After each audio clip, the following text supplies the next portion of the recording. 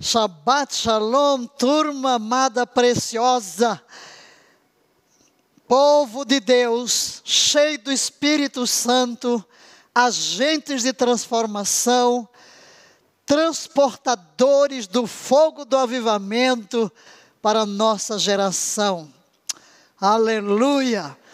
Todo mundo prontinho para prosseguirmos com uma visão relâmpago da história do avivamento, dos moveres de Deus no século passado, no qual a maioria de nós nasceu e que se alastra por este século, e com certeza as nuvens que são derramadas de bênçãos, chuvas copiosas de avivamento, vão crescendo e se evolumando numa verdadeira cachoeira impetuosa sobre toda a terra, atraindo multidões e multidões para o vale da decisão do encontro real com Cristo. Muito bem, bem-vindos à nossa live, ao nosso momento de mergulho na palavra de Deus, na sua presença.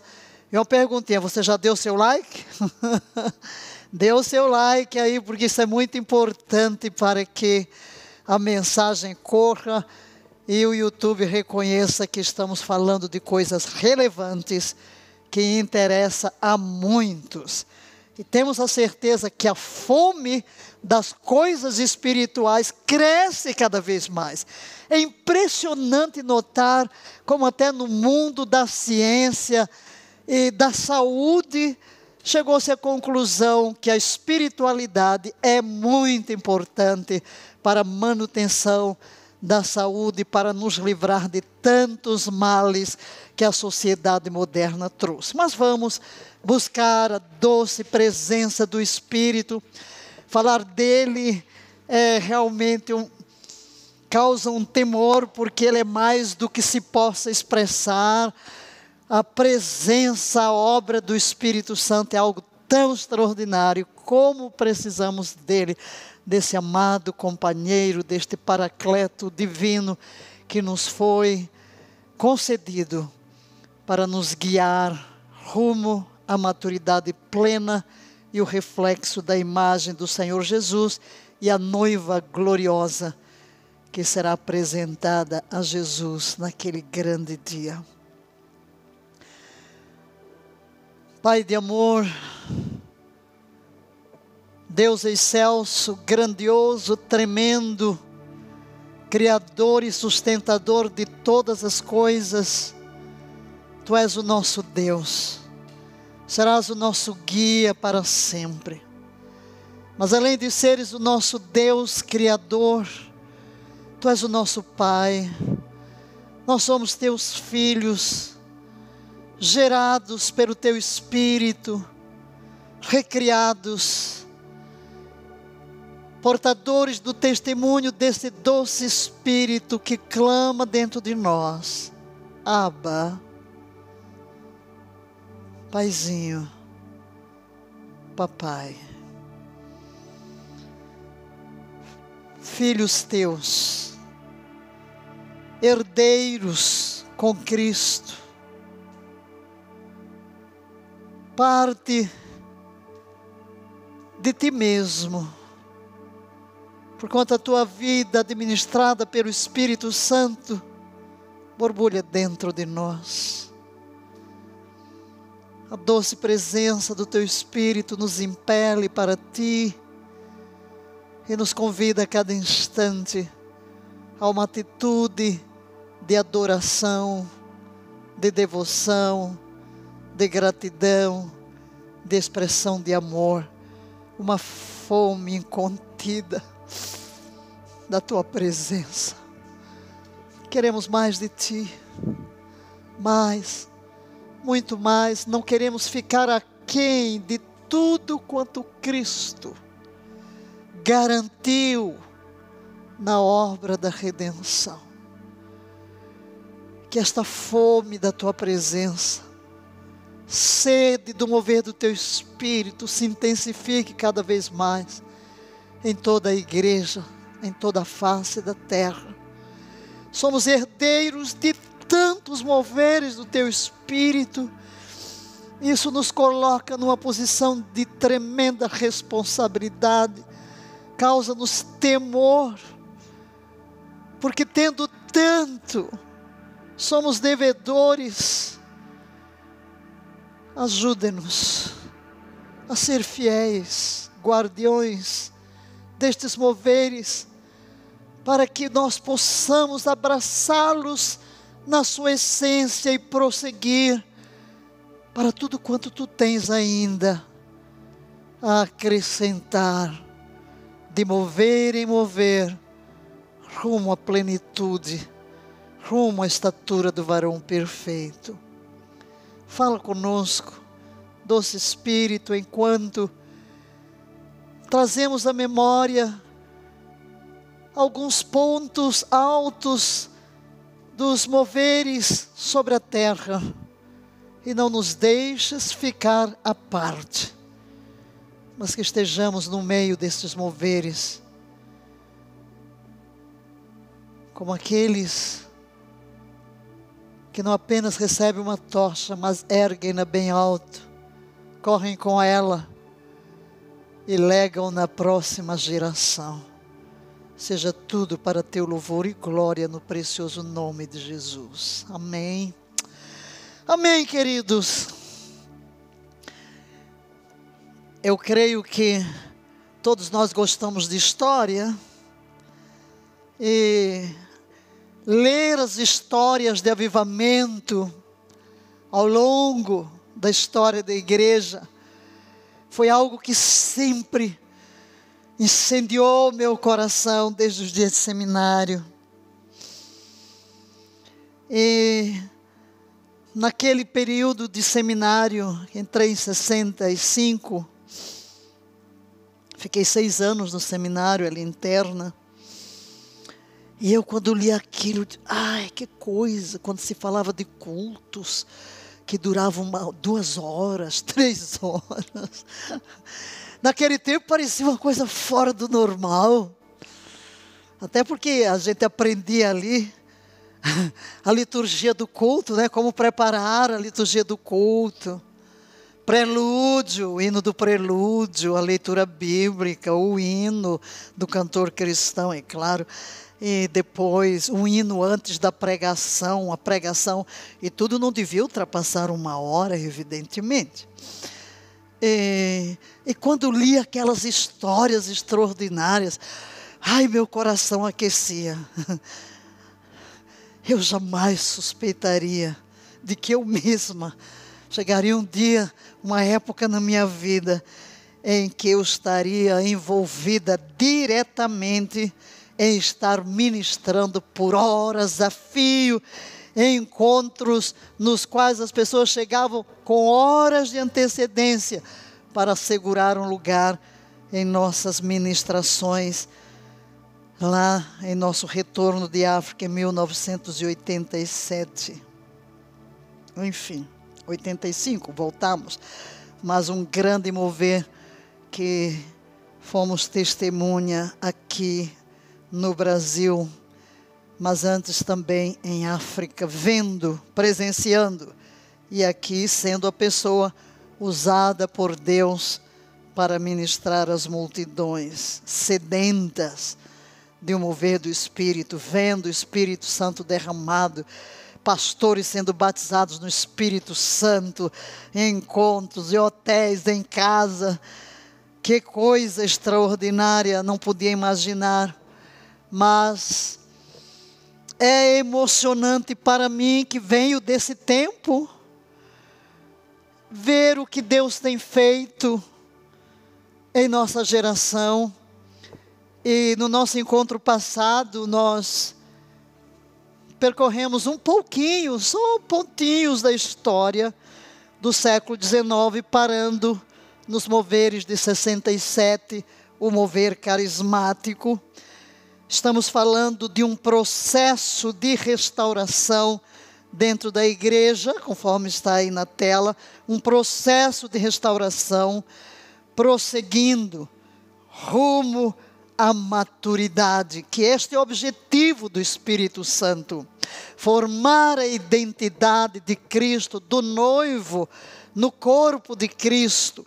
Tudo culmina, todo esse mover do Espírito Santo, primeiro a cada século restaurando uma verdade, depois em moveres que tem um período apenas de uma geração para outra, e depois disso, porque vamos ver que depois de 67, os moveres são tão frequentes, há tanto mover, há tanta coisa que não estava presente na igreja que começa a entrar, como mover de adoração, como mover de cura interior, de guerra espiritual, e são tantos os moveres que Deus vai restaurando aquele movimento do Espírito que é dinâmico, levando esta igreja a se redescobrir no livro de Atos, e tanta coisa, e aí faz sentido o que Jesus disse, que coisas maiores do que estas fareis, porque eu vou para o meu Pai.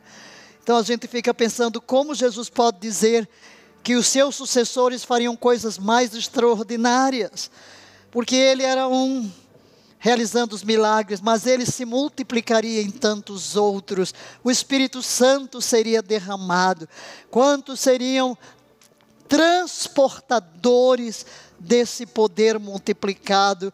E com certeza tudo que tem ocorrido na terra, com derramamentos do Espírito, os livros do mundo inteiro não conteriam os relatos, nós teríamos Atos do Espírito Santo, e o livro de Atos dos Apóstolos seria pálida lembrança diante de tantos feitos extraordinários, e Jerusalém, 3.000, 5.000, uau, meu Deus do céu. Hoje, eu me lembro de Reinhard Bonk, que é um daqueles que fazem parte desse mover de renovação espiritual e de cura, ministério de cura e de evangelismo e de grandes colheitas. Lá adiante nós falaremos um pouquinho dele, como ele recebeu uma profecia de que ainda chegaria a pregar a 1 milhão de pessoas numa reunião. Parecia uma profecia fora do normal, impossível ser cumprida, mas cumpriu-se.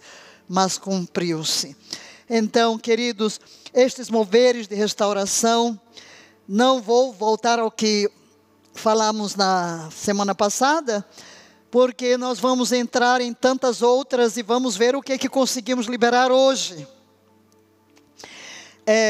Vamos então entrar depois desse mover carismático, chamado no Brasil de renovação espiritual.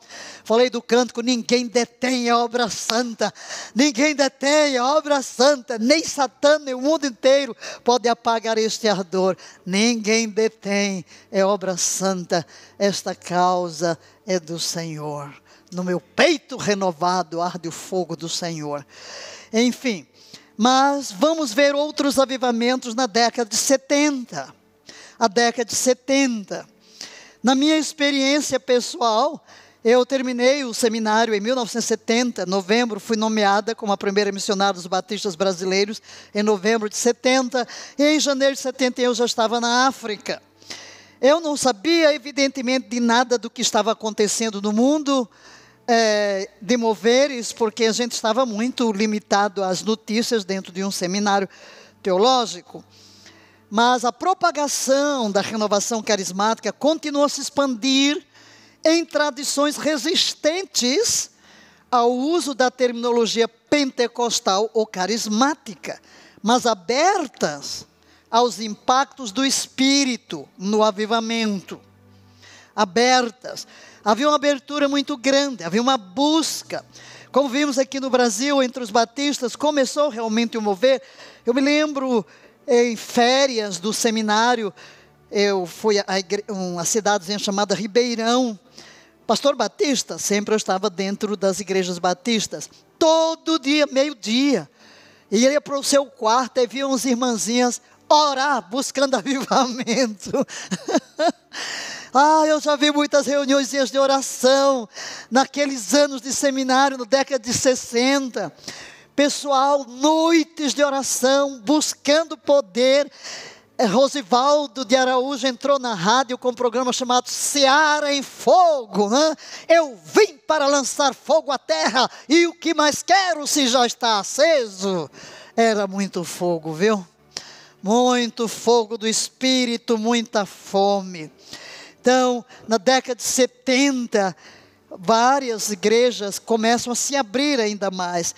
Peter Wagner rotulou esse desenvolvimento de terceira onda de renovação, que abrange as igrejas evangélicas tradicionais, seguindo as ondas pentecostais e carismáticas. Qual a diferença entre pentecostais e carismáticos? Pentecostal estava muito ligado ao que surgiu na Rua Azusa e de onde se originaram as Assembleias de Deus.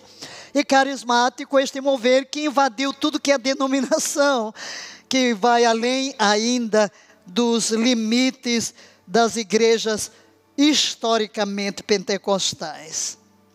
Essas correntes combinadas com as crescentes redes de igrejas independentes, como falamos no último estudo, o resultado é que muitas igrejas independentes surgiram, porque não encontraram campo dentro de igrejas históricas para esse mover do Espírito. Não acreditavam e na realidade expulsavam.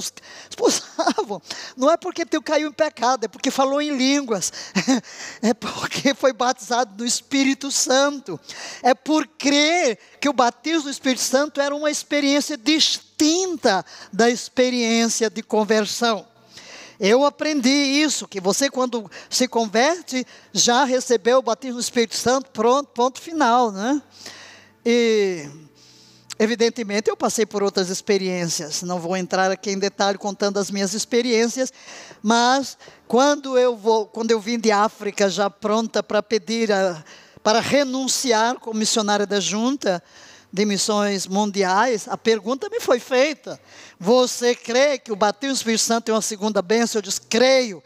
Então o meu creio, já assinei o veredito, já pronto, já estou proscrita, enfim. Mas essas correntes combinadas com as crescentes redes de igrejas independentes caracterizavam a renovação e o reavivamento no último terço do século XX. Então isso foi algo que se espalhou pela terra inteira. Muitos evangelistas internacionais promoveram poderosos movimentos do Espírito em suas cruzadas, que por sua vez impactaram igrejas de todas as denominações.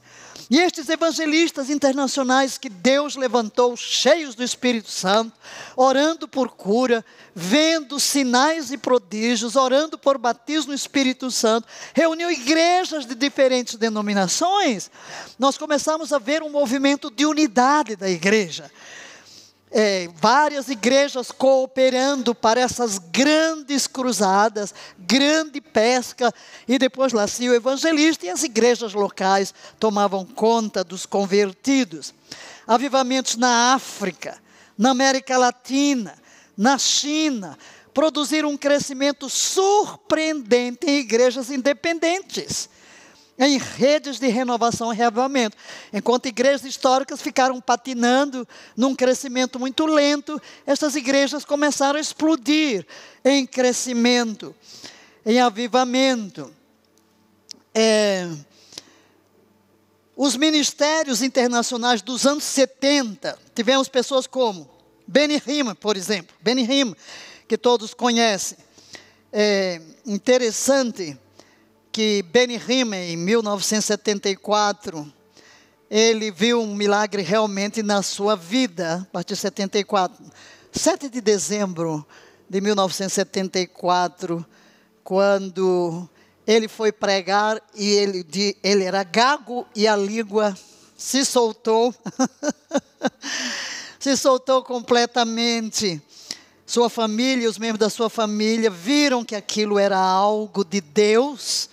Então, esse grande mover, e Benny Hinn, muito influenciado por Kathryn Kuhlman, ele segue suas cruzadas no mundo inteiro, tem levado multidões e multidões no mundo inteiro. verdadeiro a Cristo. E uma característica do ministério Benihim é a adoração. Como a adoração desencadeia o poder de Deus. Nós estamos falando sobre este mover de adoração. Adoração em santidade. Na realidade, quando uma congregação toca o trono, numa verdadeira adoração, o poder de Deus é liberado. E nas cruzadas de Benihim, isso é muito evidente. Ele é um adorador, leva o povo a adorar, adorar, adorar, como fazia Catherine Kuhlman, e no meio da adoração, de repente, Deus desata ondas de curas, ondas de milagres. Reinhard Bonnke, estou falando de pessoas que eu conheço pessoalmente. Reinhard Bonnke, eu estive na base de Reinhard Bonnke, e esse alemão que teve um chamado ainda bem jovem, ele foi comissionário para a África. Um missionário comum, no Lesoto, na África. E como vários, e quando chegou em Lesoto, todo mundo dizia, o povo do Lesoto é duro, não se converte. Mas Bonnke teve uma experiência muito forte.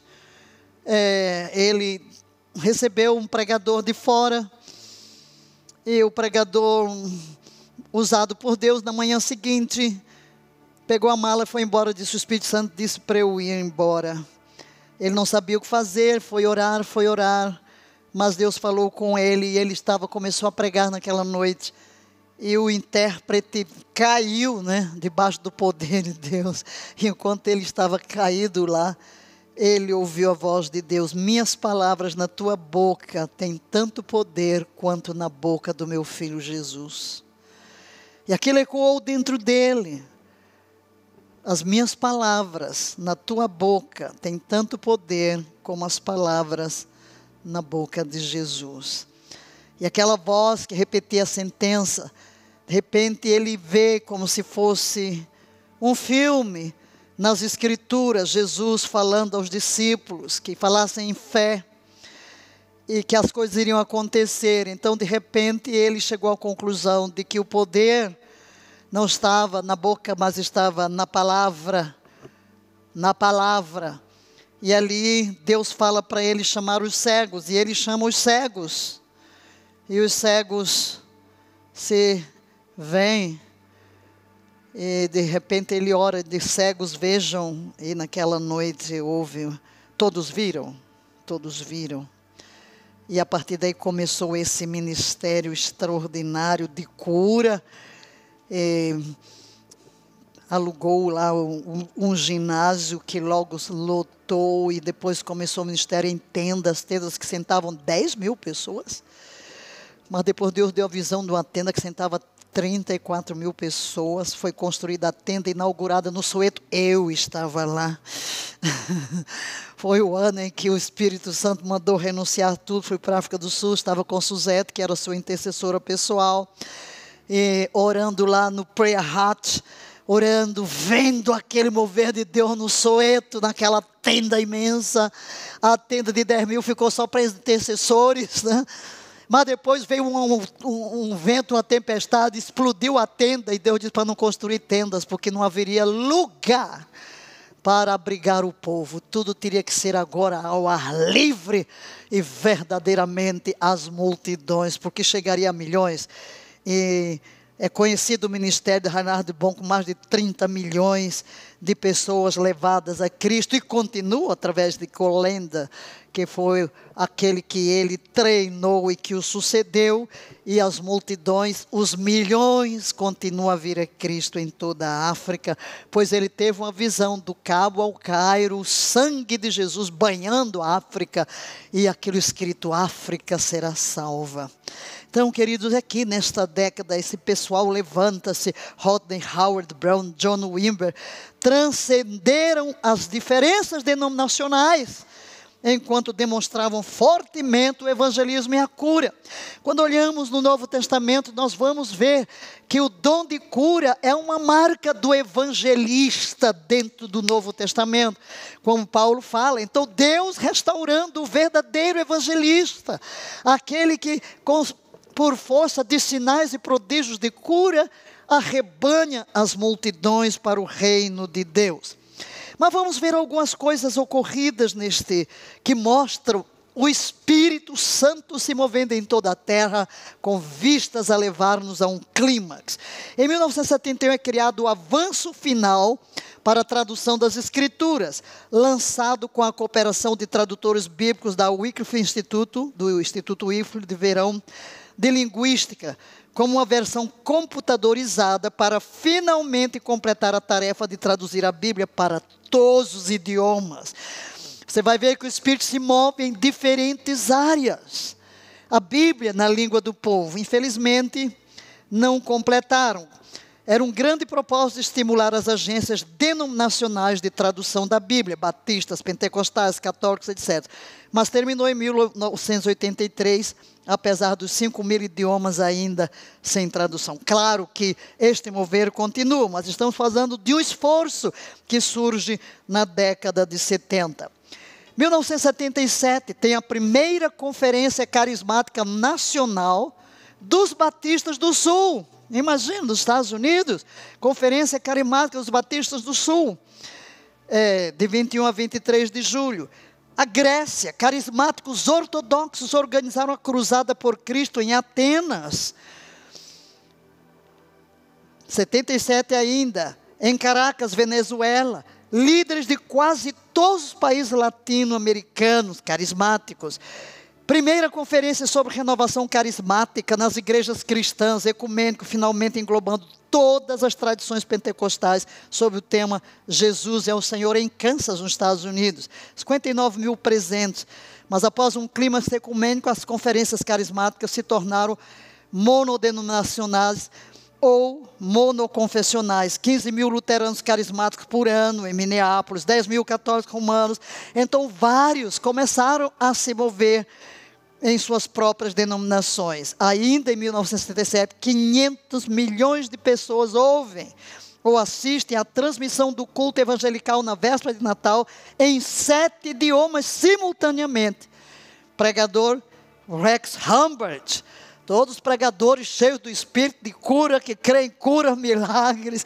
Então foi algo extraordinário você pensando em 1977. 1980, este ministério Íris de Heidi Baker em Moçambique, ele tornou-se Íris Global. Heidi Baker e seu marido, eles foram missionários em outros lugares até que Deus os mandou para Moçambique, no ministério normal. Eu já estive em sua base nos Estados Unidos. Heidi Baker tem vindo muitas vezes ao Brasil, mas em 1995 mudaram-se para Moçambique para iniciar um novo ministério focado no cuidado de crianças órfãs e abandonadas. Começaram ali em Maputo. Um ano depois, Heidi Baker ficou doente, com tuberculose e pneumonia. Mas apesar da recomendação de seu médico, ela foi a uma reunião de cura em Toronto. Com certeza, muitos de vocês ouviram do avivamento de Toronto. Como pessoas do mundo inteiro foram a Toronto, chamada até a bênção de Toronto. Então ela foi doente para ali. E ali ela teve uma visão onde Jesus mostrou a ela milhares de crianças para ela alimentar. Quando ela exclamou que era impossível ajudar a todos, ele disse: sempre haverá o suficiente, porque eu morri. E depois disso ela foi curada. Ela teve uma experiência fortíssima com o Espírito Santo. Alguém veio, profetizou que ela seria usada em curas, em milagres. Ela ficou muito tempo, foi carregada da reunião. Quando voltou para Moçambique, ela começou a orar pelos cegos, pelos doentes o ano inteiro. E de repente os cegos começaram a ver, não é? E é o seu ministério de cura. Hoje ela está em Pemba.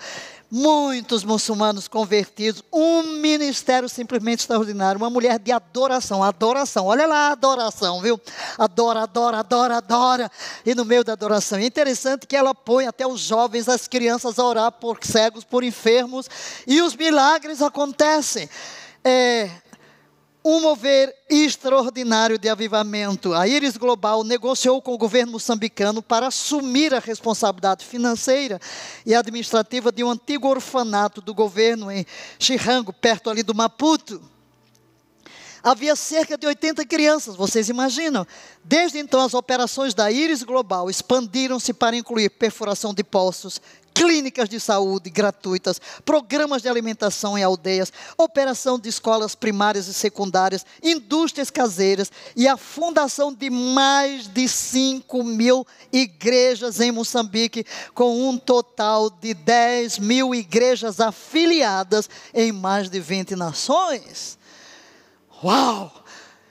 Me diga-se isso, né? O Espírito de Deus. Seu ministério é conhecido por seus relatos de milagres extraordinários, multiplicação de comida, multiplicação de brinquedos, cegos vendo, paralíticos andando, curas e curas e curas e mais curas. Em 1987, houve uma consulta sobre a evangelização mundial em Singapura. Veja que Deus está movendo esse povo para pensar na evangelização do mundo, porque Jesus deu um sinal para a sua vinda. Este evangelho do reino será pregado em testemunho a todas as nações, então virá o fim. Então o próprio Espírito movendo a noiva para cumprir a grande comissão. 1987, uma conferência nacional de líderes carismáticos, chamada Comitê Norte-Americano de Serviço da Renovação, relacionada com as principais denominações da renovação carismática. 100 milhões de cristãos, com 60 mil missionários em campo, em Glicói, Missouri, nos Estados Unidos. Ainda 87, primeiro Congresso Missionário Ibero-Americano, Comiban, 87, aqui no Brasil, em São Paulo, com 3.500 representantes evangelicais, líderes. 70% eram pentecostais carismáticos de toda a América Latina, precedido por uma série de consultas nacionais sobre missões em 23 países. Qual era o objetivo? Evangelização mundial. Um toque sobre as igrejas independentes. Esses avivamentos começaram a produzir milhares de igrejas e movimentos independentes que não se encaixavam facilmente nas igrejas tradicionais. A África experimentou um crescimento maciço de milhares dessas igrejas e movimentos, o mesmo em toda a América Latina. A América Latina tem sido um palco de grandes avivamentos, de um crescimento, de mudanças extraordinárias. Alguns dos exemplos mais conhecidos nas igrejas Vineyards na América e nos centros de evangelização cristã na Austrália. Hoje seria impossível mencionar os grandes ministérios de igrejas independentes que surgiram já no século 21. Estes ainda estão se desenvolvendo e se expandindo, muitas vezes enquanto as igrejas tradicionais estão em declínio. Aquilo que eu já falei, se o Espírito se move e você não se move com ele, você vai começar a definhar. Mas olhemos agora para a última década do século 20. A última década. Nós mesmos aqui no Brasil estivemos envolvidos nessa luta. Vocês aqui, quantos vocês estiveram comigo como guerreiros de oração, jejuando, uma vez por semana, trazendo Joel, tuas eiras se encherão de trigo, teus lagares transbordarão de mosto e de azeite, orando, jejuando, e terminamos inclusive esta década com um culto que durou 7 dias e 7 noites sem parar. Aleluia, em jejuns de 40 dias, até escrevi o livro, O Jejum e a Redenção do Brasil. Então foram anos de avivamento, queridos, anos de avivamento. Nós presenciamos aquela última década tremenda. Eu entrei na televisão em 89, então essa última década, 90, estava na televisão, ensinando a palavra, pregando e ministrando no poder do Espírito Santo e mostrando que a Bíblia quer dizer o que ela diz, né? E vendo tanta gente apaixonada por um avivamento nacional, provamos um crescimento extraordinário aqui no Brasil. Mas os movimentos de reavivamento da última década do século XX continuaram a demonstrar impactos específicos do Espírito nas comunidades cristãs. Muitas vezes descritos como a bênção do rio de Deus. Esses movimentos do Espírito têm sido avivamentos amplamente localizados, afetando igrejas, ou comunidades locais, particularmente onde as igrejas cooperam em uma área. Uma grande cruzada, movimentos que se unem, reuniões. Eu me lembro, por exemplo, aqui em Brasília, quando o Diante do Trono gravou aquele hino tão lindo sobre o arrependimento, ali na Praça dos Três Poderes, aqui 1 milhão de pessoas ajoelhadas. Maravilha, quando você podia pensar que essas coisas aconteceriam? Alguns avivamentos locais se tornaram influentes em todo o mundo, como os de Toronto, no Canadá, Brompton e Sunderland, na Inglaterra, e Pensacola, na América do Norte. Quer dizer, avivamentos que começaram a influenciar o mundo inteiro, pessoas de todo o mundo viajando e sendo abençoados nestas reuniões. A América Latina mudou drasticamente nos anos 90. Olhando aqui, nós somos um país da América Latina, o nosso crescimento extraordinário, quando começamos os guerreiros de oração, não éramos 8% de evangélicos. Nós já mostramos aqui em outras épocas, o crescimento numérico. Meu Deus, como crescemos! Isso tudo é o quê? Mover do Espírito de Deus. E quais as igrejas responsáveis por essas explosões, senão aquelas cheias do Espírito Santo?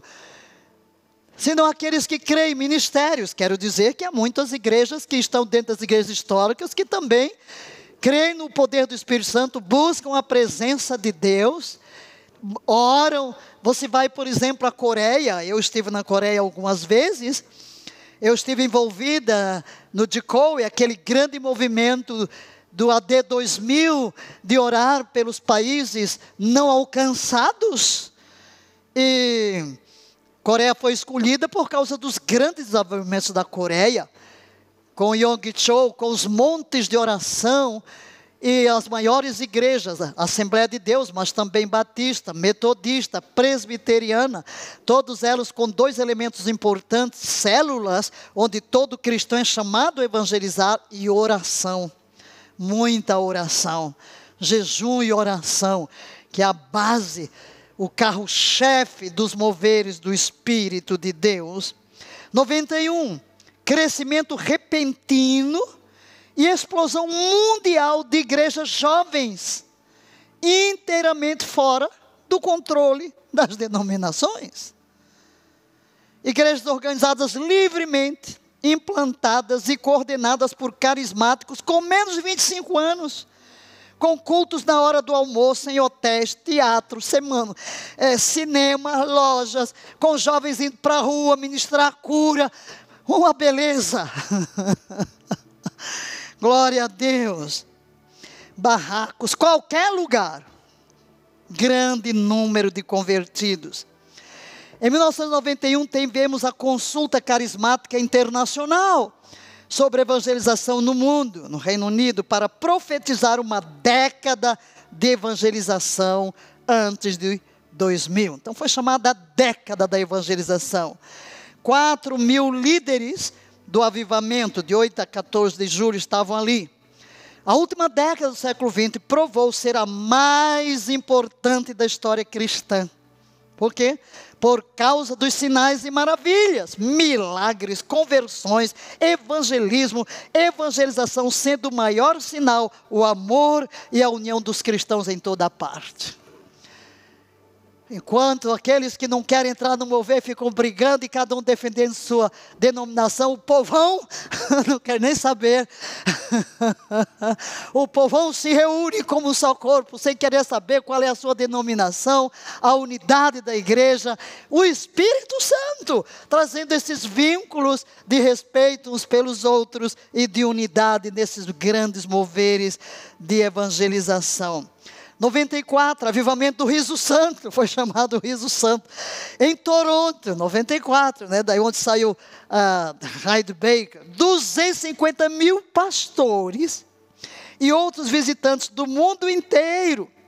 Por exemplo, um grupo de 116 pessoas vindo da Indonésia, visitam a igreja Comunhão da Vineyard do aeroporto de Toronto para experimentar esse fenômeno do Espírito Santo. Espalha-se por mais de 10.000 igrejas em 50 países no período de um ano.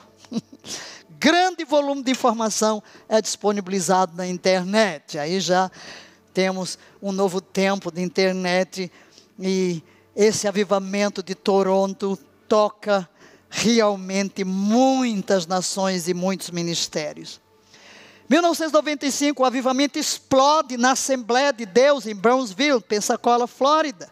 Em 2 anos, 1,5 milhão e meio de visitantes participam dos cultos com 100 mil profissões de fé. Em 1 ano e meio.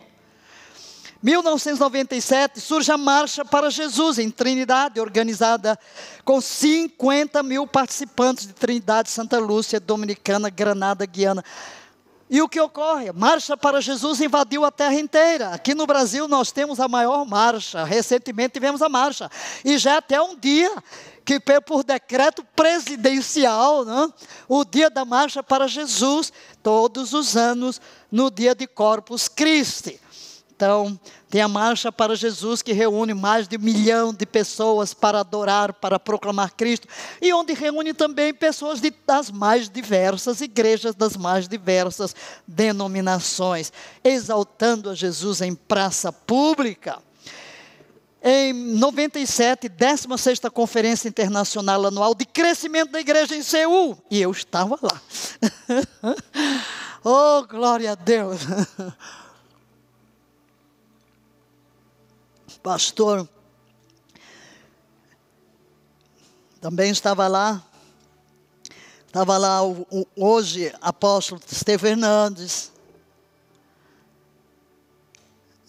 Bogotá, né? Pastor César Castellano estava lá também, toda essa gente estava lá, nós estávamos lá, líderes do mundo inteiro estávamos lá, hospedados naqueles centros de oração. Tinha reunião de oração, porque estávamos ali para essa consulta,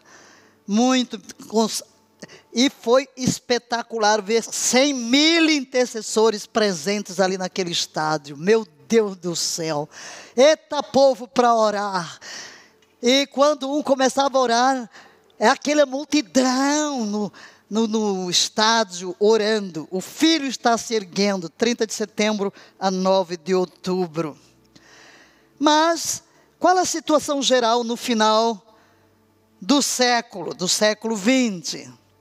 Situação geral, pentecostais clássicos, agora 63 milhões 64 mil carismáticos, 175 milhões 856 neocarismáticos, 295 milhões 405 mil total de membros associados aos avivamentos, 523 milhões 769 mil total de crentes no avivamento, membros ou não, 619 milhões 894 mil total de crentes no avivamento, e que faleceram em 175 milhões desde o ano 1900, que faleceram dentro desses movimentos, são as pesquisas. O que ocorre que você soma esses 175 milhões que partiram naquele século, mais os que estavam vivos, você pode imaginar o que foi o século XX, nunca ocorrido na história do cristianismo, porque a igreja primitiva não chegou a esses números, tinha grande demonstração de poder, mas isto tudo se reproduziu multiplicadamente. Jorge Ortiz, ele esteve já no Brasil algumas vezes, nós estivemos presentes em suas reuniões, estivemos com ele recebeu um ministério de ir filmar lugares onde houve transformação da comunidade inteira. Então ele apresenta histórias vívidas da transformação de cidades e regiões nos 2 DVDs de Transformação 1 e 2 e outros DVDs do Sentinel Group.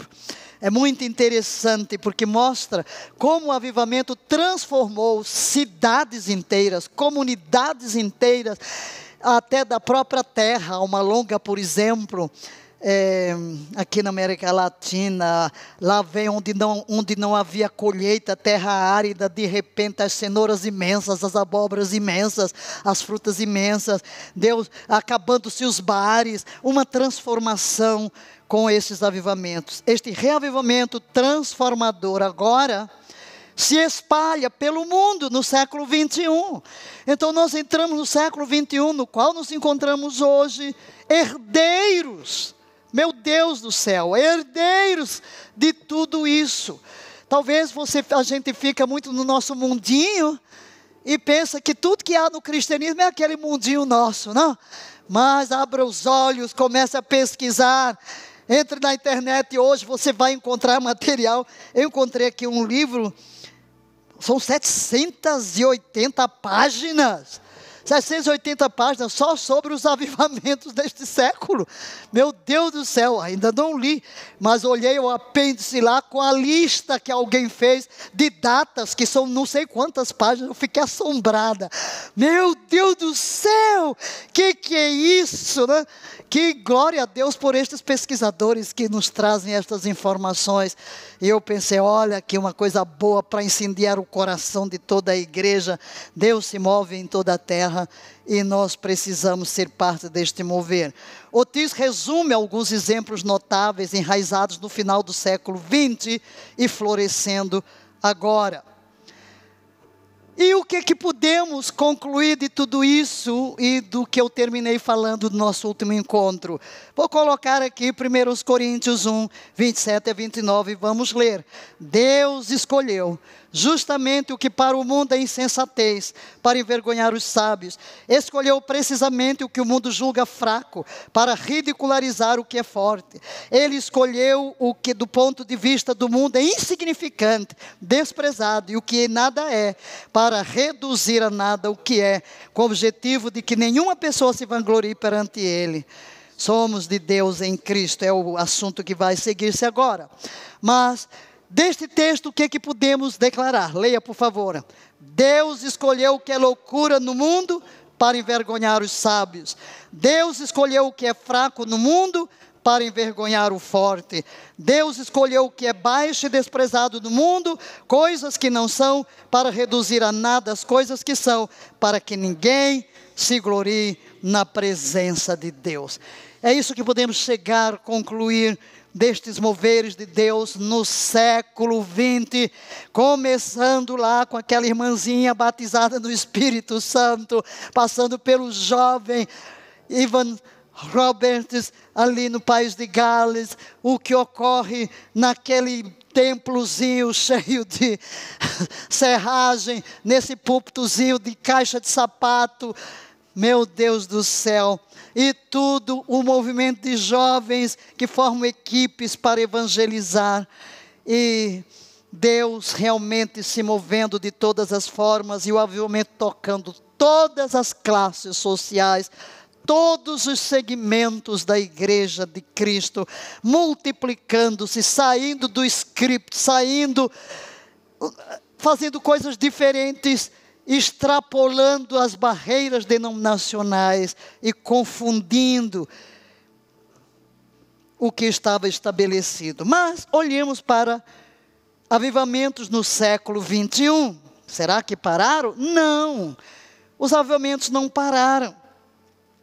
E são tantos os ministérios, são tantos ministérios avivados. Na realidade, queridos,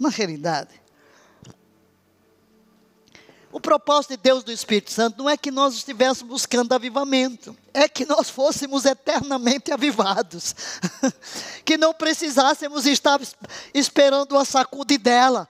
Nós devemos já viver dia a dia no fogo do Espírito, na chama do primeiro amor. Por que é que vem a necessidade de repente, Deus levantar alguém para soprar a trombeta? Porque a igreja começa a adormecer, começa a se desviar, começa a se acomodar. Nós olhamos mesmo, vamos dizer, você olha para denominações, que fogo, você olha, por exemplo, aos metodistas dos dias de Wesley. Aí depois, quando você olha outra geração, o povo já frio, né? Ou mesmo a renovação espiritual aqui no Brasil. Ah, meu pai, tanta gente orando, buscando aquela fome, aquela sede. Mas de repente você entra numa monotonia. entra no mesmismo, é igual aqueles casamentos, né? Vão para o altar abrasados com a chama do primeiro amor, daqui a pouco ninguém se tolera mais. Entra tudo numa monotonia por falta do cultivo do relacionamento. Assim também, o propósito de Deus é que nós sejamos avivados. Cada igreja devia ter essa preocupação de manter a chama do avivamento, a chama da oração, a chama da adoração, a chama do evangelismo, para que não venhamos a cair na mesmice. E glória a Deus, há muitos ministérios hoje, oração 24/7, adoração 24/7, evangelização, gente intercedendo por países não alcançados, moveres e moveres e moveres de oração, milhares e milhares de ministérios proféticos de oração, ministérios proféticos de toda sorte. Há um mover de Deus muito grande. Mas nós vamos tocar hoje mais naqueles lugares que parecem improváveis. Porque vamos a Estados Unidos e América Latina, parece que já é tudo normal, não? Mas pensar na China, pensar no mundo islâmico. Mas vamos ver China dominada por avivamento espiritual. E o que trazemos aqui das nossas pesquisas são relatórios mais recentes. A China, sim. E onde há muita perseguição, mesmo com a perseguição, o pastor diz que a China vive o maior avivamento da história.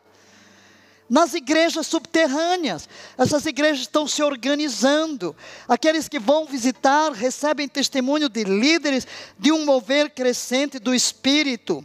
Musselman cita um estudo que indica que a China pode atingir a marca de 224 milhões de cristãos até o ano 2030, tornando-se o país com o maior número de cristãos.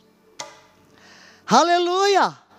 Quando se pensou que o cristianismo morreu com a revolução cultural de Mao Tse-tung, não tínhamos notícia do que acontecia. Mas quando o Ocidente chega e toma conhecimento, a igreja subterrânea havia se multiplicado com milhões e milhões de cristãos. Com esse crescimento, o Partido Comunista teme que a igreja seja uma ameaça ao seu poder e persegue. Como é a forma de perseguição hoje? É mostrar que o partido é mais importante do que a religião. 41 anos depois que a Revolução Cultural da China extinguiu todas as formas de expressão religiosa, deixando apenas aquelas igrejas reconhecidas pelo Estado, controladas, centenas de milhões de chineses estão migrando para religiões como o cristianismo. E estão buscando outras religiões também, porque estão cansados e sem esperança. Os líderes da igreja com quem a CBN News falou, dizem que a oração desempenhou um papel fundamental no despertar do avivamento cristão. Na realidade, quando analisamos os moveres de avivamento em toda a história da igreja, a oração é o carro-chefe, a busca da presença de Deus, a força da adoração ao único Deus verdadeiro. Por exemplo, em um canto do Nordeste da China, 24 horas por dia, 7 dias por semana, milhares de cristãos se reuniram para um movimento de oração sem precedentes. O que começou como uma pequena reunião há vários anos, se transformou em uma iniciativa nacional de oração, unindo centenas de igrejas chinesas. Em alguns casos, esse reavivamento está atingindo até as igrejas controladas pelo Estado da China, conhecidas como Igreja das Três Autonomias. Até estas igrejas estão sendo tocadas por esse mover de avivamento. Olhemos para Bangladesh. A fé cristã está explodindo. Esse é um relatório de 2017, portanto, muito recente. Ensanduichado entre a Índia e o Mianmar, Bangladesh é o terceiro maior país de maioria muçulmana no mundo. Claro que a fé nesse mundo muçulmano é perseguida. Os cristãos sofrem, torturados, mortos. Apesar da perseguição, a fé cristã está crescendo rapidamente nesta nação. Bangladesh é 89% muçulmana e quase 10% hindu, de acordo com o projeto Josué, e com menos de 1% de cristãos. Frequentemente assolada por inundações, ciclones e tornados que rugem através do delta de Bengala, ela também tem a triste distinção de ser o número 1 no mundo para crianças que sofrem de desnutrição. Um pastor de 60 anos, um ex-muçulmano, relatou que 20 mil muçulmanos se converteram ao cristianismo entre as tribos das montanhas do Nordeste do Bangladesh. Quer dizer, o Espírito Santo está invadindo os redutos mais escuros da terra, os lugares mais fechados. Aí você vai dizer, e eles estavam orando? Não, muçulmanos não, mas há um mundo de cristãos do mundo inteiro orando pelos povos não alcançados. Há muito jejum e oração. Falamos aqui, quando estávamos orando por Israel, sobre os 110 mil movimentos de oração, orando pelas 110 cidades não alcançadas do mundo, e o mesmo ocorreu com o movimento AD 2000. Há muito, o Espírito Santo move a igreja de Cristo em toda a terra a orar pelos povos não alcançados, pelo mundo muçulmano. E o que acontece? Deus está intervindo sobrenaturalmente, como vamos demonstrar agora. Nos últimos 12 meses, você imagina ali, num país desse, 20 mil muçulmanos, em 12 meses se entregando a Jesus, num país dessa natureza. Este pastor enfrenta muitas dificuldades, foi espancado inúmeras vezes e deve pagar propina à polícia para continuar seu ministério. Outro pastor e muçulmano convertido ao cristianismo disse que em seu distrito mais de 6 mil se converteram a Cristo desde 1991. 18 mil imãs, mulás e emires levados a Cristo na África Ocidental. Gente, é muito mover de Deus. Nos últimos 15 anos, o irmão Thomas e sua equipe levaram 18 mil imãs, mulás e emires a Cristo. Ele diz, levamos vários comandantes da Al-Qaeda a Cristo, alguns dos quais penetraram em nosso centro como espiões. É o poder de Deus, quebrando resistências. O grande avivamento subterrâneo no Oriente Médio, ocorrendo agora, neste século nosso, 21. Muitos cristãos do Oriente Médio reconhecem publicamente o fato de que os sonhos facilitaram ativamente que eles chegassem ao conhecimento salvador de Jesus. O número de muçulmanos tendo sonho, visão de Jesus, Jesus aparecendo. Olha aí, o Deus soberano, o Deus do sobrenatural, dentro da sua agenda, para que todos os povos da terra ouçam que Ele visitou o mundo na pessoa de Jesus Cristo. Este evangelho do reino será pregado em testemunho a todas as nações, antes que venha o fim. E é o que nós estamos vendo. E em lugares como estes, o próprio Deus, através de sonhos, de visões, está atraindo esse mundo islâmico. Por exemplo, Nabil Querishi é um ex-muçulmano devoto. Ele se tornou um crente em parte por meio de uma experiência visionária. Teve uma visão. Ao relatar sua conversão, ele escreve: pedi a Deus que se revelasse a mim em verdade por meio de sonhos e visões. Todas essas coisas combinadas com a leitura real da Bíblia foram que me levaram ao ponto de aceitar a Cristo. Então, testemunhas vivas, ousadas, cheias do fogo de Deus, começam a pregar.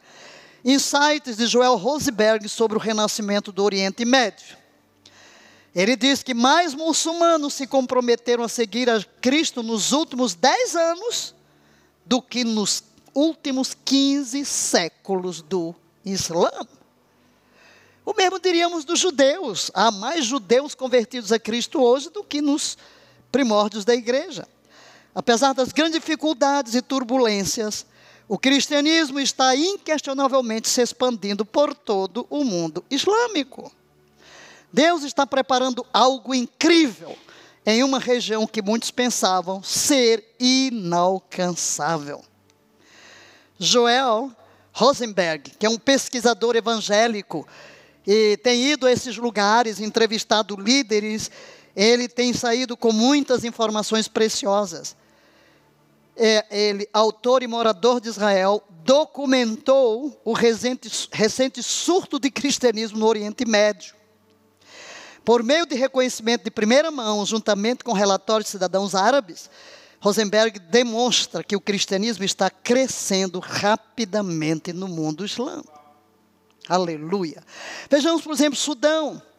Muitos são perseguidos, é uma perseguição tirânica, mas Deus está se movendo no Sudão. São todos países muçulmanos. Vários relatórios sugerem que um número crescente de seguidores de Cristo está surgindo na nação brutal e devastada pela guerra do Sudão. Aqui no velho rio Nilo, ao longo dos redutos islâmicos do norte da África, nota-se que 1 milhão de sudaneses se voltaram para Cristo desde o ano 2000. Não apesar da perseguição, guerra, genocídio, mas por causa deles. O número total estimado de crentes no país é de mais de 5,5 milhões. Que é isso, gente? Avivamento no século 21. Muitos estão convencidos de que as grandes brutalidades que essa nação enfrentou estão se tornando um catalisador para a expansão e crescimento do cristianismo. Ao invés de inibir a igreja, a guerra está realmente impulsionando. As portas do inferno não prevalecerão contra a igreja de Cristo. Ninguém detém, é obra santa. É uma obra avassaladora do Espírito. E todos esses, queridos, são moveres carismáticos, são moveres pentecostais, são moveres do Espírito, com curas, com prodígios, com visões, com profecias. Paquistão, aí outra nação muçulmana, esse é um pregador que Deus tem usado no Paquistão de forma tremenda. Imagina uma reunião no Paquistão desse tamanho aí, né? Quando você pode ver aqui a imagem publicada no Mundo Cristão. Voltamos lá a imagem aqui. Paquistão. O evangelista Chris Mickelson tem pregado o evangelho em algumas nações não alcançadas, principalmente próximo ao Oriente Médio, onde o cristianismo representa apenas 2% da população ou menos. Agora, nos últimos 2 anos, ele afirma que levou mais de 1 milhão de pessoas a Jesus Cristo através de campanhas evangelísticas marcadas por curas e milagres. Porque o que o povo muçulmano vê? De repente os milagres, e é o que Deus está usando, e o que Paulo diz, por força de sinais e prodígios. Sim, querido, não é só para a igreja primitiva, não, é para a igreja do tempo do fim, é para a igreja de hoje, sinais e prodígios, milagres. Deus é o mesmo, o Espírito Santo é o mesmo, Ele está operando em toda a terra, e eu vou repetir o que eu disse e repetirei. A igreja de Cristo será arrebatada em maior demonstração de poder e glória. É o dono da igreja que está por trás destes moveres, enviando o seu Espírito por toda a terra. Recentemente, Mickelson realizou sua 16ª cruzada no Paquistão, onde seu ministério tem realizado um trabalho intenso. Aí ele diz, há tanta fome nas pessoas. Ele fala aqui de uma cruzada 47 graus. 9 horas da noite ainda era 40 graus. O povo ali com fome. Nas grandes cruzadas, na multidão. Eu realmente creio, diz ele, que estamos no meio da maior colheita que este mundo já viu. De país em país. Líderes cristãos paquistaneses, seniors, dizem que há uma explosão de conversão acontecendo em seu país. Há agora cerca de 2,5 milhões a 3 milhões de crentes paquistaneses nascidos de novo, adorando Jesus Cristo. Cidades e aldeias inteiras ao longo da fronteira afegã-paquistanesa estão se convertendo ao cristianismo. Louvado seja Deus. Egito, o Egito, glória a Deus, apesar das perseguições, muitas perseguições, perseguição aos cristãos no Egito gerou avivamento. Com multidões se convertendo.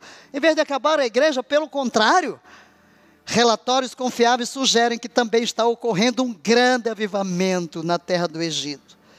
Rosenberg declara que os líderes do ministério no Egito estimam que haja mais de 2,5 milhões de seguidores de Jesus Cristo em seu país. Muitos deles são muçulmanos convertidos. Acredita-se que muitas coisas incríveis estão acontecendo no Egito. E o Irã? Quem diria? Será que o Espírito Santo tem entrada no Irã? um movimento explosivo da igreja clandestina acontecendo em todo o Irã tem chamado a atenção dos estudiosos avivalistas em todo o mundo. Para um país que sofreu extrema repressão, as pessoas estão em busca de esperança e de verdade. Deus está visitando o Irã. E eles não estão deixando de lado o seu convite. Glória a Deus por isso. De acordo com a reportagem do portal internacional Carisma News, especializado em eventos carismáticos, essa série de visitas sobrenaturais, conversões milagrosas e o mover do Espírito Santo no país do Irã, tem explicação e foram assim feitas por uma estudiosa do tema, Lani Silk. Rosenberg escreve: na época da Revolução Islâmica, em 1979, havia apenas cerca de 500 muçulmanos conhecidos, convertidos a Jesus, dentro do país. Em 2008, uma pesquisa de tendências demográficas cristãs relatou que havia 220 mil. Arábia Saudita. Arábia Saudita. Sim, senhores. Uma agitação notavelmente semelhante está ocorrendo também na Arábia Saudita. Inquestionavelmente o epicentro do mundo do Islã. Não se poderia esperar o crescimento do cristianismo em Meca, mas está acontecendo. Rosenberg relata que os líderes cristãos árabes estimam que havia mais de 100 mil sauditas muçulmanos convertidos em 2005. E eles acreditam que os números são ainda maiores hoje. A Arábia Saudita está sendo vivificada pelo Espírito Santo. Você pode dizer aleluia. Iraque. Muita repressão no Iraque. Chegaram-se a noticiar. Os cristãos estão morrendo no Iraque por causa da perseguição, estão acabando.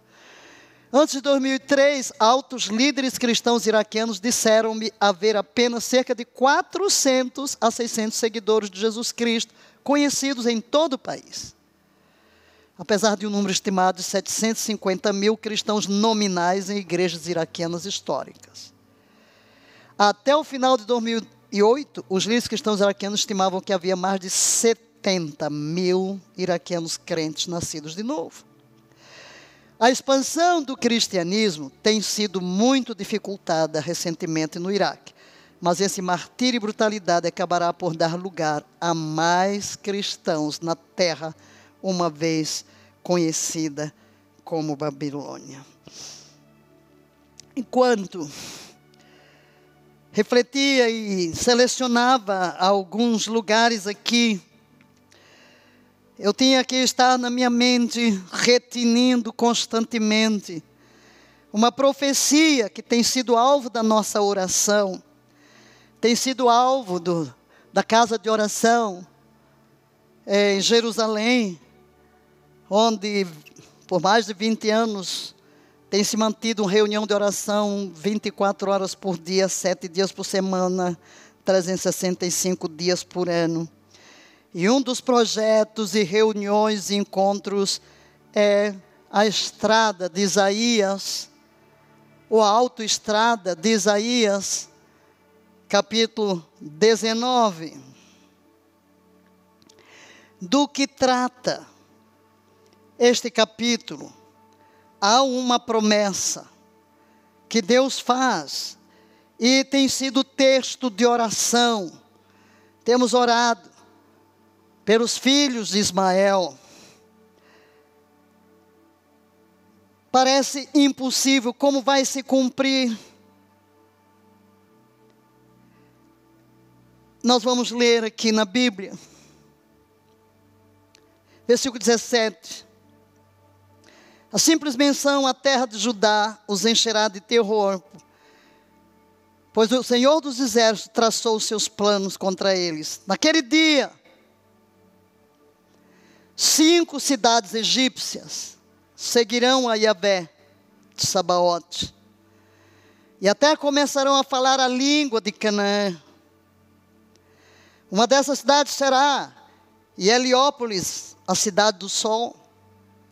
Naquele dia, Haverá um altar de Yahvé no centro do Egito e um monumento a Yahvé em sua fronteira. Será um sinal e testemunho de que Yahvé de Sabaote é adorado na terra do Egito. Quando o povo clamar a Yahvé por causa de seus opressores, ele enviará um Salvador, que lutará por eles e os livrará. Naquele dia, Yahvé se revelará aos egípcios. Sim, eles conhecerão a Yahvé e lhe apresentarão sacrifícios e ofertas. Farão um voto a Yahvé e o cumprirão. O Senhor ferirá o Egito, mas depois trará cura, pois os egípcios se voltarão para Yahvé, e ele ouvirá suas súplicas, e lhes dará cura. Naquele dia, o Egito e a Síria, hoje Iraque, é por isso que eu estou lendo o texto que falamos aqui do Iraque, a antiga Babilônia, serão ligados por uma estrada, que é chamada, no hebraico é highway, uma autoestrada. Os egípcios, rodovia, né? Eu estou falando português de Portugal, né? Autoestrada, perdão, uma rodovia, obrigada. Uma rodovia, a rodovia, Isaías 19. Os egípcios, os assírios, viajarão livremente. Irã, Iraque, viajarão livremente entre seus países e adorarão juntos. Naquele dia Israel será o terceiro, junto com o Egito e a Síria. Uma bênção no meio da terra. Porque Yahvé Sabaote dirá: bendito seja o Egito, meu povo. Bendito seja a Síria, a terra que criei. Bendito seja Israel, minha propriedade especial. Então, queridos, o que é que nós estamos vendo? Deus, soberano da história, que envia essa palavra profética, Ele mesmo está movendo as águas nesse mundo islâmico, e aquilo que parecia ser impossível está acontecendo. Glória a Deus por isso. Mas vamos olhar o norte da África. Meu Deus, a África está pegando fogo. Norte da África, onde temos também o islamismo muito difundido. Um avivamento está tomando conta do extremo norte da África. Acredita-se que desde o surgimento do islamismo, a região não via tantas pessoas confessando sua fé em Jesus. A CBN mostrou cenas gravadas pelo cineasta cristão Tino Carros, que voltou de uma viagem pela região. Ele diz: o que Deus está fazendo na África do Norte, da Mauritânia até a Líbia, é algo sem precedentes na história de missões. Louvado, engrandecido seja o nosso Deus e Pai. Agora, queridos, uma das grandes restaurações do século XIX, e que mostra o mover do Espírito, é a restauração dos dons ministeriais de Efésios 4, 11 a 15. Nós vimos aqui que já no passado surgiram movimentos crendo na atualidade dos 5 ministérios: apóstolos, profetas, evangelistas, pastores e mestres. E certamente, aquilo que falamos lá nos primórdios, quando começamos a falar da igreja se desviando, que os próprios ministérios desapareceram da igreja. Onde os apóstolos, não mais profetas, não mais evangelistas, não mais pastores, não mais mestres. Mas nós vemos o Espírito se movendo.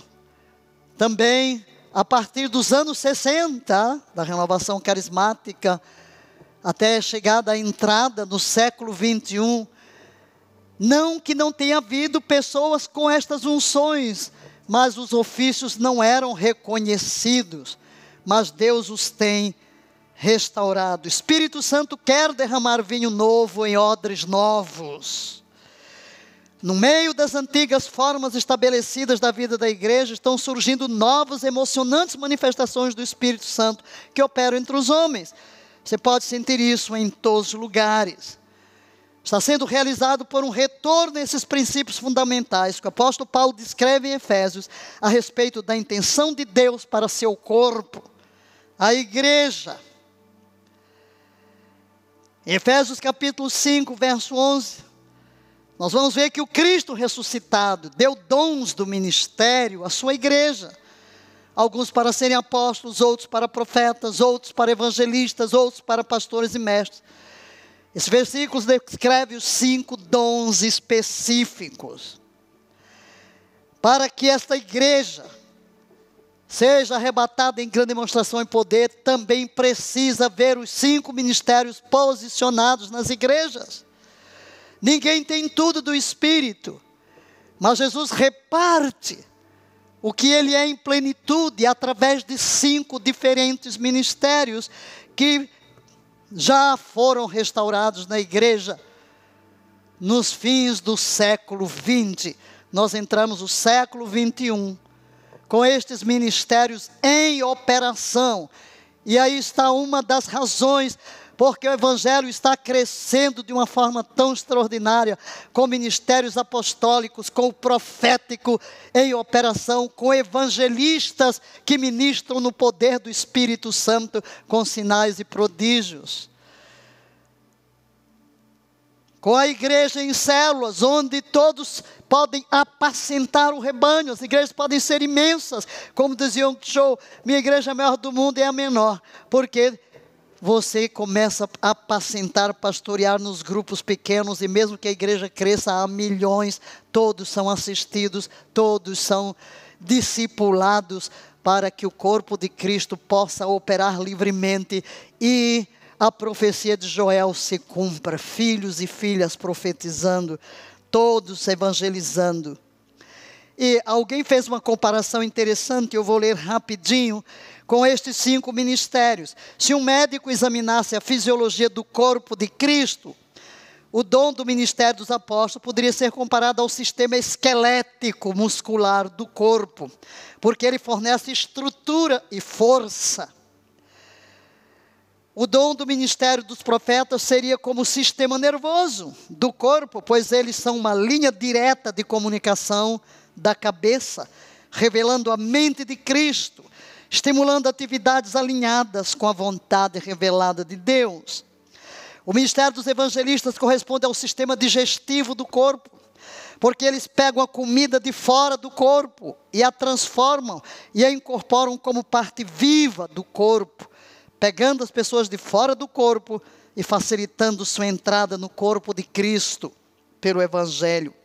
O ministério do pastor e mestre corresponde ao sistema circulatório e imunológico do corpo, porque seu papel é alinhar e nutrir as células e estar alerta contra infecções, a fim de ajudar a manter o corpo funcionando com total saúde, vitalidade e força. E como você vê, precisamos de todos os sistemas. Os 5 ministérios são muitas vezes comparados com os 5 dedos. O apóstolo, polegar. Então, o indicador, profeta, evangelista, pastor e mestre. O apóstolo, como o dedo polegar, ele pode alcançar todos os outros dedos. Representa o ministério apostólico. É um ministério de governo, de paternidade, trabalhando em conjunto com aqueles outros em uma capacidade de sabedoria, amor e compreensão de cada um e em seus dons e talentos únicos. Ele é um multiplicador de ministérios, ele é pai de ministérios, ele gera muitos dentro do ministério. O profeta, o dedo indicador, foi chamado de o dedo do profeta, é o lado do polegar do apóstolo, trabalha junto com o apóstolo na estrutura fundamental. Construído sobre o fundamento dos apóstolos e profetas, diz Efésios 2:20, como o próprio Cristo Jesus com a pedra principal. Então, apóstolos e profetas andando juntos. O evangelista é o dedo médio, é o mais longo, é chamado dedo do evangelista, porque é de longo alcance, e a capacidade do evangelista de reunir pessoas e espalhar o evangelho. Esta tem sido a marca registrada do evangelista. O dedo da aliança, o dedo do pastor, sinônimo de cuidar das necessidades do rebanho, do coração da igreja. Esse dedo então é análogo à guarda, porque o pastor deve proteger as ovelhas das influências externas e internas que podem causar danos àqueles que estão sob seus cuidados. E o dedinho do mestre, o mínimo, sem ele não há equilíbrio. O mestre fundamenta as pessoas na palavra. Sem esse dedo, o ministério, estamos profundamente carentes de um profundo entendimento das Escrituras e de sua abordagem de muitos detalhes daquilo que nos é ensinado. Muito bem. Temos aqui uma pirâmide em que temos os mestres, pastores, evangelistas, profetas e apóstolos. Então, a base da pirâmide são os apóstolos, que sustentam a estrutura. Eu não vou fazer aqui um estudo detalhado, eu apenas estou tocando para falar da restauração. É um mover do Espírito restaurando os 5 ministérios em nosso tempo. Então, o ministério de apóstolo tem o propósito de governar. Leia comigo. O ministério do apóstolo tem o propósito de governar. O ministério do profeta tem o propósito de guiar. O ministério do evangelista tem o propósito de congregar. O ministério do pastor tem o propósito de apacentar. O ministério de mestre tem o propósito de estabelecer. Aqui na nossa escola teológica, bíblica, no IBPFé, nós ensinamos sobre estes ministérios todos. Aqui temos 5 matérias, 5 matérias. O ministério do apóstolo, o ministério do profeta, o ministério do evangelista, o ministério do pastor, o ministério do mestre. Porque cremos que Deus está restaurando os odres novos. É a estrutura nova, a estrutura que Cristo projetou para a sua igreja, que foi uma das coisas perdidas. E isso faz parte dessa estrutura de avivamento que Deus, pelo seu Espírito, tem liberado em toda a terra. Muito bem. Agora, se olhamos para Jesus, Jesus teve a plenitude destes 5 ministérios. Ele, Cristo, só Ele. Nenhum de nós aqui tem. Nenhum de nós, por isso precisamos dos 5, das manifestações do Espírito através dos 5. Por isso Jesus, o dono da igreja, o fundador da igreja, estabeleceu, deu dons à igreja, está escrito lá em Efésios. O apóstolo, Jesus, falando agora de Jesus, ele foi o enviado, a palavra apóstolo significa enviado. O apóstolo é chamado de apóstolo. Por isso, irmãos santos, participantes da vocação celestial, considerai atentamente o apóstolo e sumo sacerdote da nossa confissão, Jesus. Ele também foi a plenitude do profeta. Ele foi um profeta debaixo da velha aliança.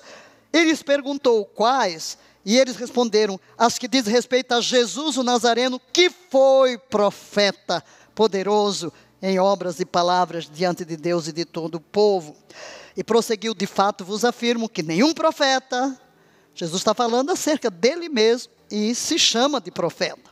Jesus foi pastor de ovelhas, Jesus foi o bom pastor. Ora, logo que o supremo pastor se manifestar, diz Pedro. Então, ele é o pastor, o supremo pastor. Ele mesmo diz, eu sou o bom pastor, conheço as minhas ovelhas e elas me conhecem a mim. 1 de Pedro 2:25, porque estáveis desgarrados como ovelhas, agora porém vos convertestes ao pastor e bispo da vossa alma. Jesus foi a plenitude do evangelista. Jesus era um pregador, era um evangelista, pregou o evangelho do reino. Jesus percorria todas as cidades povoadas. O que faz o evangelista? Prega, cura, ensinando nas sinagogas, pregando o evangelho do reino e curando todo tipo de doenças e enfermidades. Ele era um mestre, foi chamado mestre. Jesus foi o maior dos mestres. Percorria Jesus todas as cidades e povoados, fazendo o quê? Ensinando nas sinagogas. Ele diz, na noite em que foi traído, vós me chamais Senhor e Mestre. E dizeis bem, porque eu sou. Lucas diz, fiz o primeiro tratado, ó Teófilo, acerca de Jesus, que começou não só a fazer, mas a ensinar. O que Jesus disse de si mesmo, ele, tanto em Lucas 4, que é uma repetição de Isaías 61, ele carregava a plenitude dos 5 ministérios. Pregar boas novas é o evangelístico.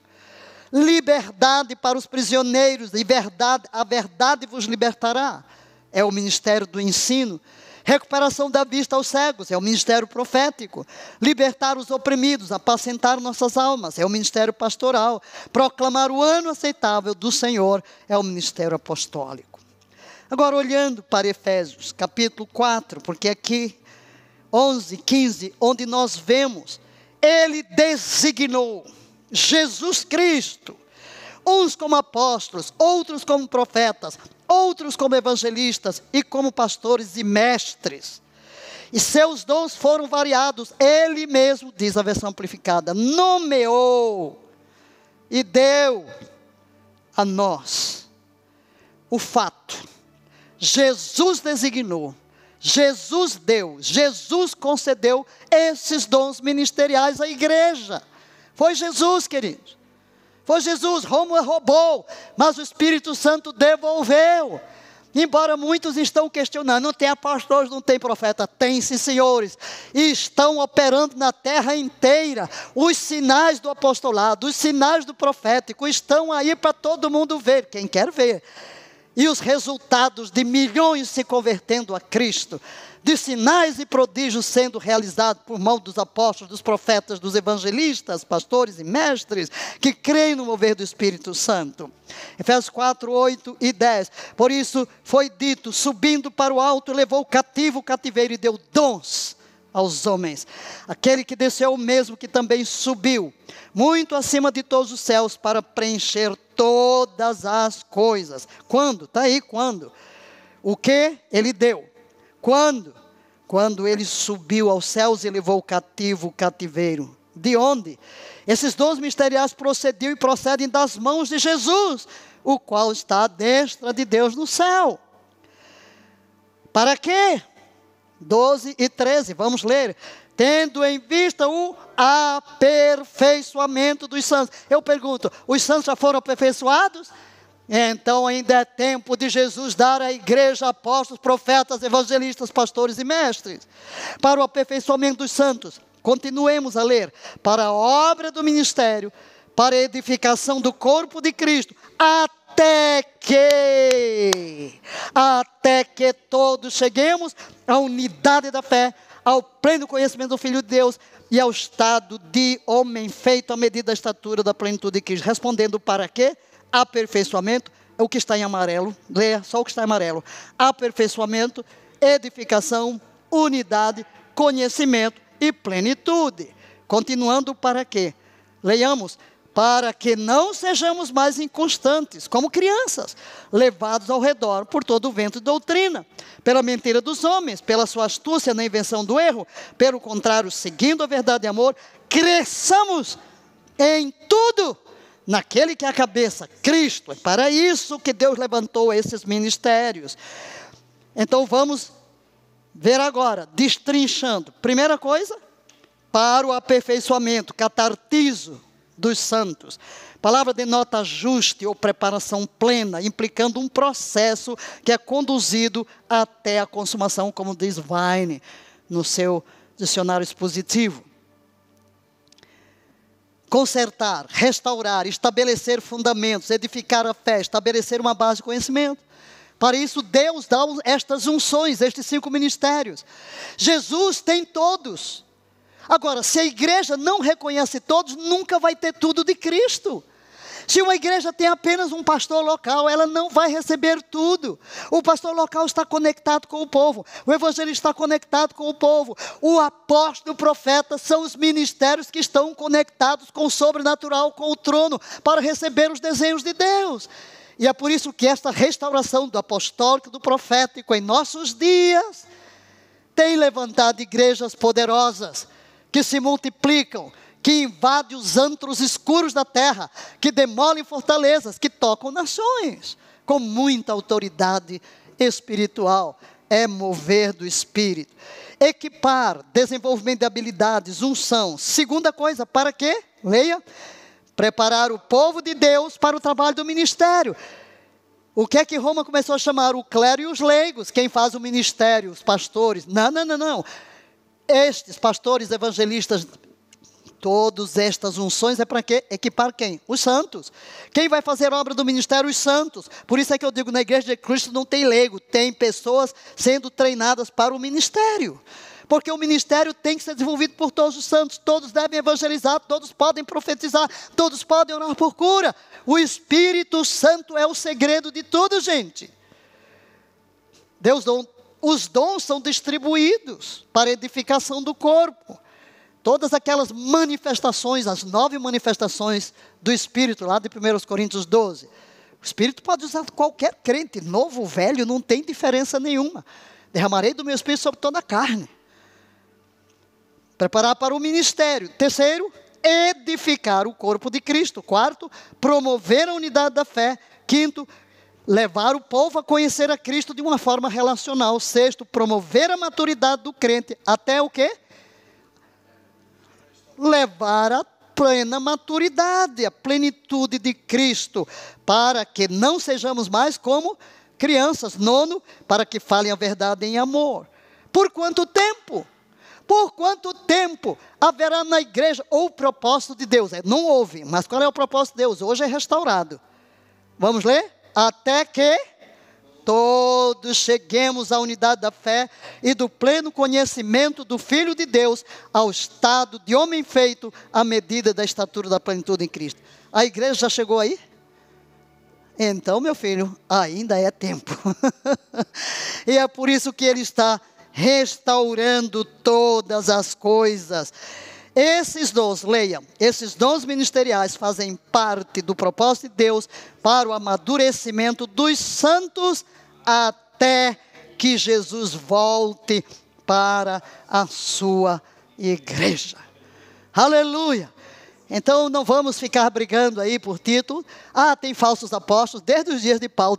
Se tem falso é porque tem verdadeiro, não? Sempre há falsos pastores, falsos lobos, sempre houve. Mas, porque existe o verdadeiro, então vem a imitação. É uma restauração de Deus. Queridos, está tudo estabelecido. Quer você creia, quer você não creia, quer aceite, quer não aceite. O Espírito Santo vai continuar andando. Moveres de Deus estão sobre a terra e temos que estar preparados, abertos para o modo do Espírito Santo trabalhar conosco, trabalhar na igreja, e que a fome de Deus nunca se aparte de nós. Eu sei que já falei muito, não? Mas eu ainda escrevi aqui sobre avivamento. Será que eu vou falar? Não sei, não. Avivamento.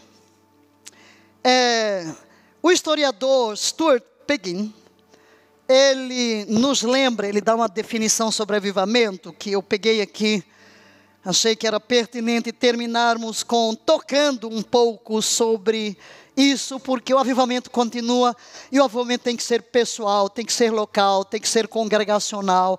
Como eu disse há pouco, o propósito de Deus é que vivamos avivados.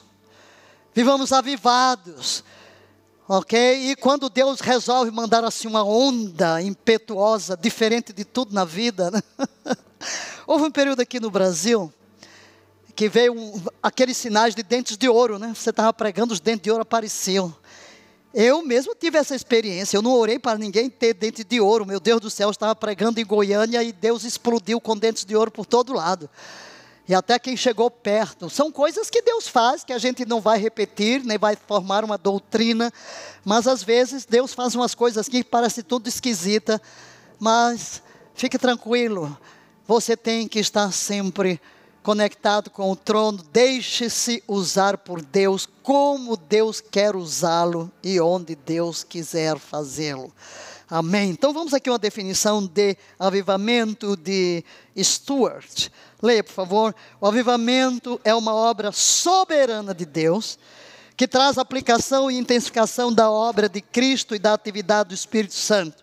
Ele traz glória a Deus, testemunho de Cristo e a efetivação da convicção, conversão, regeneração, santificação e capacitação de um grande número de pessoas. Então, queridos, na realidade, o verdadeiro avivamento é uma experiência comunitária.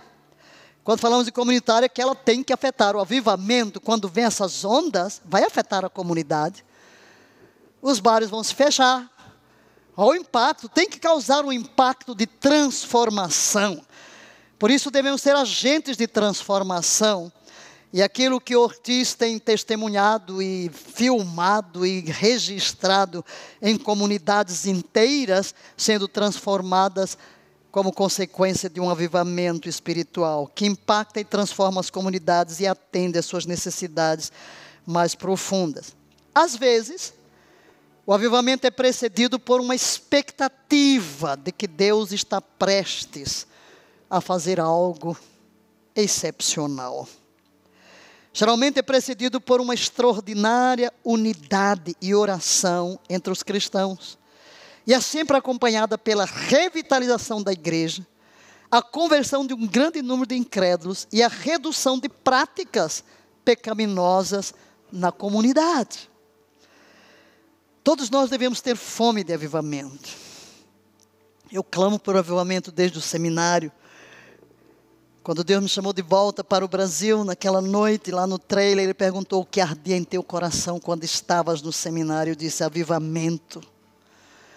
E Ele disse, sim, tirei-te do Brasil, deixei-te sozinho em África para te treinar e te enviar de volta.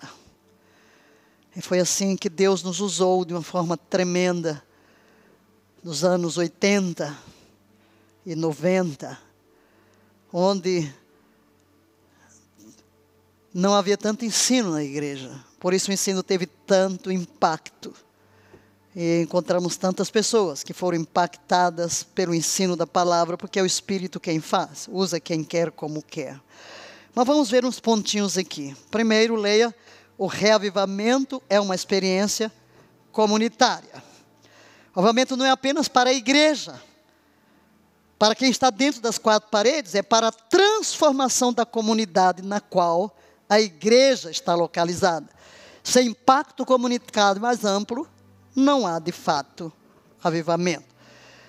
Clive Kirk argumenta que uma igreja eficaz exibirá a maioria, mas não necessariamente todas das seguintes características. Vejamos quais são. Leia, espiritualidade positiva, crença na autoridade das Escrituras, adoração moderna que é positiva e entusiástica, calorosa abertura e boas-vindas de não-membros, não apresenta grandes conflitos, forte liderança de pastores de longo prazo que tem uma visão e um plano para o futuro, forte participação leiga em todos os aspectos da liderança, compromisso com o crescimento pessoal por meio do ministério de pequenos grupos e compromisso com alguma forma de ministério de serviço à comunidade.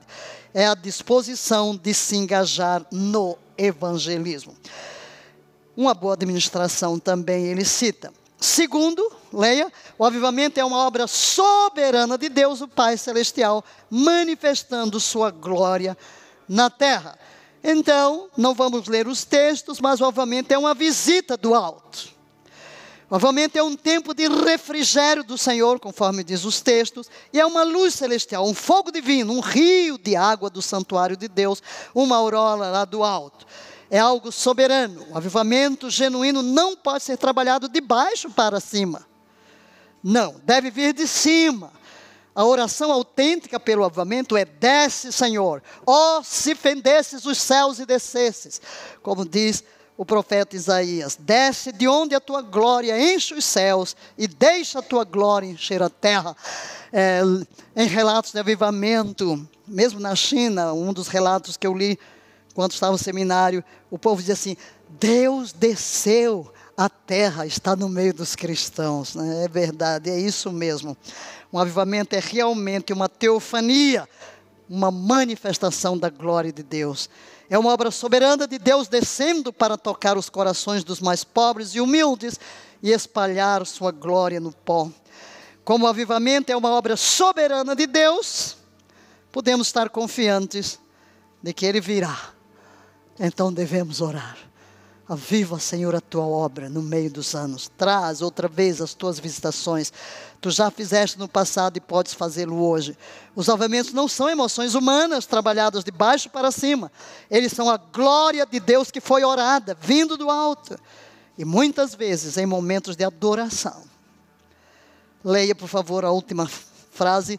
pois na adoração, apenas ocasionalmente experimentamos o aspecto de Deus que Ele mesmo mais valoriza, ou seja, sua glória. Sua glória. Terceiro elemento, o avivamento é uma tempestade de fogo do Senhor Jesus Cristo, que batiza no Espírito Santo, que por sua vez exalta Cristo e as doutrinas da graça. Jesus é o herói e o foco da atenção de todo reavivamento autêntico. Não é o Espírito, ele aponta para Cristo. Avivamentos são derramamentos do Espírito, mas o Espírito é derramado por Jesus. Jesus é aquele que acende o fogo na terra e batiza. Ele é o batizador no Espírito Santo. O Espírito Santo derramado na bênção do avivamento testifica de Jesus, exalta as doutrinas de sua graça salvadora, e por isso grandes multidões são arrebanhadas para Ele. Em quarto lugar, o avivamento é uma intensificação da obra normal do Espírito. Qual é a obra normal do Espírito? Convencendo, convertendo e santificando.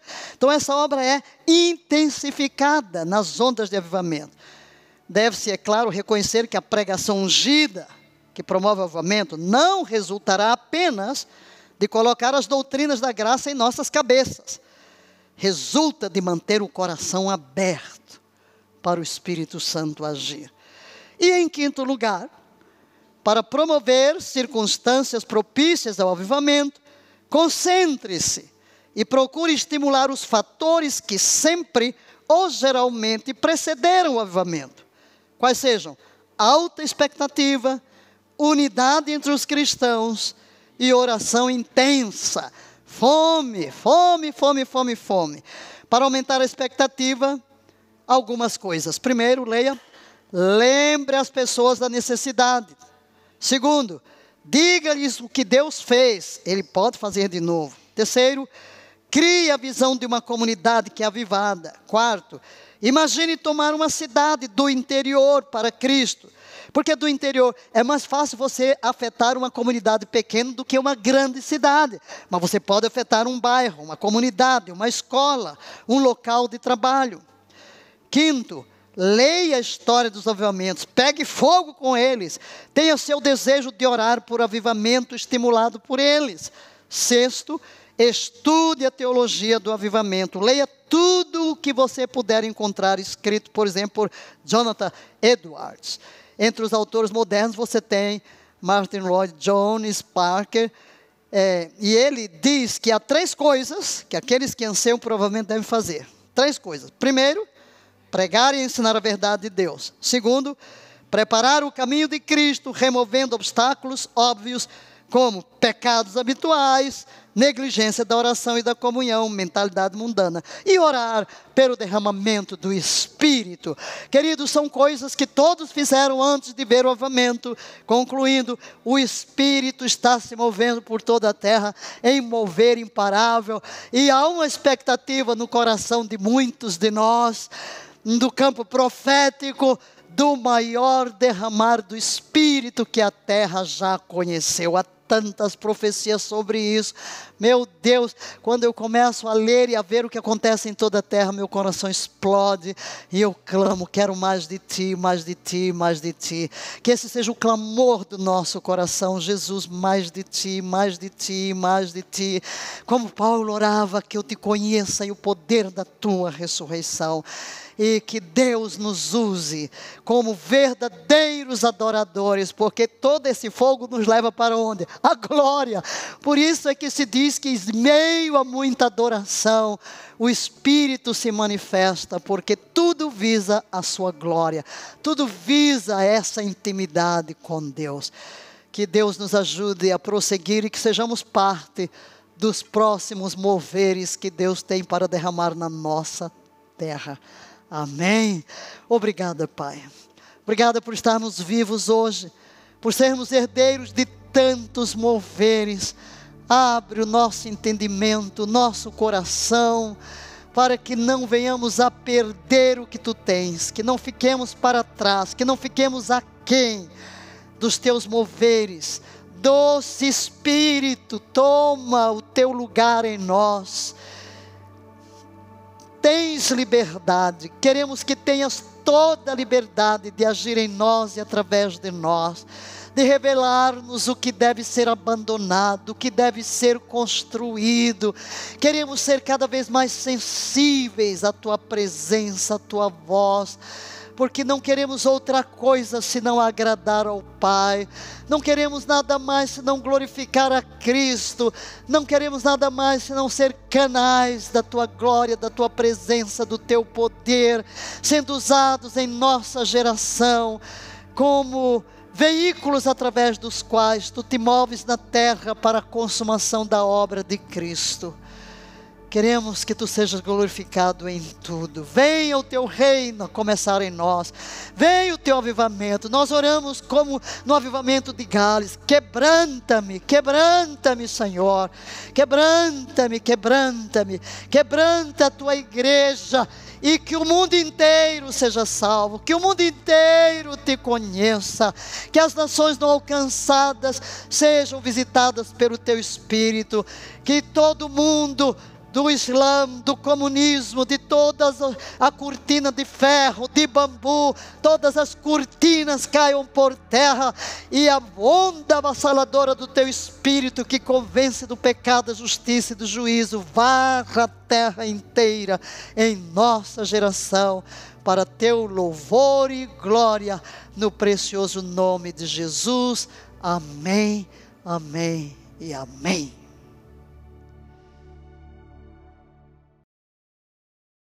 Estamos num dos lugares mais extraordinários aqui na Galileia, Cafarnaum. E o que existe de especial? Aqui Jesus se estabeleceu. Quando Mateus se refere à palavra do profeta, o povo que andava em trevas viu uma grande luz. Aqueles que habitavam na região da sombra da morte, a esses a luz raiou. E o profeta se refere exatamente à terra de Nebulon, Naftali, além do Jordão, Galileia dos gentios, e verdadeiramente, quando Jesus chega aqui, toda essa área é dominada por Roma.